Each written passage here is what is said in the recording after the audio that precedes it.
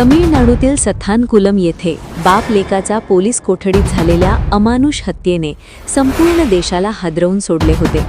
या प्रकरणात तब्बल 6 वर्षांनंतर न्याय मिळाला असून मदुराई न्यायालयाने 9 दोषी पोलीस कर्मचाऱ्यांना फाशीची शिक्षा सुनावली आहे। या संपूर्ण प्रक्रियेत एका महिला हेड कॉन्स्टेबल रेवती यांच्या नावाची जोरदार चर्चा होत आहे। स्वतः पोलीस दलात असूनही आपल्याच सहकाऱ्यांविरुद्ध उभे राहून त्यांनी दिलेली साक्ष या खटल्यात निर्णायक ठरली। जून 2020 मध्ये जेव्हा जग कोरोनाच्या लॉकडाऊनमध्ये अडकले होते, तेव्हा थुथुकुडी जिल्ह्यातील सथानकुलम पोलीस स्टेशनमध्ये ही हादरवणारी घटना घडली होती।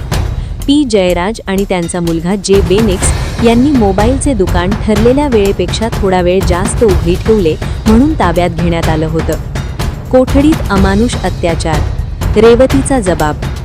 कॉन्स्टेबल रेवतीने न्यायालयात दिलेली साक्ष अंगावर काटा आणणारी आहे।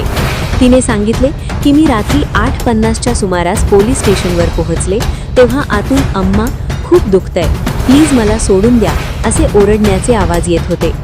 पोलीस कर्मचारी जयराज आणि बेनिक्स यांना विवस्त्र करून बेदम मारहाण करत होते। त्यांच्या गुप्तांगावर बुटांनी वार केले जात होते। अमानुषतेचा कळस म्हणजे पोलीस मध्येच दारू पिण्यासाठी थांबायचे आणि पुन्हा मारहाण सुरू करायचे। जेव्हा रेवतीने जखमी जयराज यांना कॉफी देण्याचा प्रयत्न केला तेव्हा इतर पोलिसांनी ती हिसकावून फेकून दिली। जेव्हा या प्रकरणाचा तपास सुरू झाला तेव्हा पोलीस विभागात हे प्रकरण दाबण्याचे मोठे प्रयत्न झाले। 9 पोलीस अधिकारी आरोपी होते।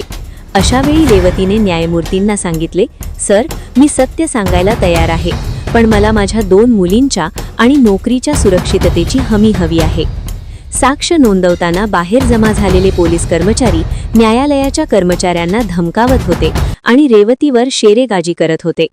मात्र कडक पोलीस बंदोबस्तात रेवतीने आपला जबाब नोंदवला आणि सीसीटीव्ही फुटेजच्या मदतीने प्रत्येक आरोपीची ओळख पटवून दिली।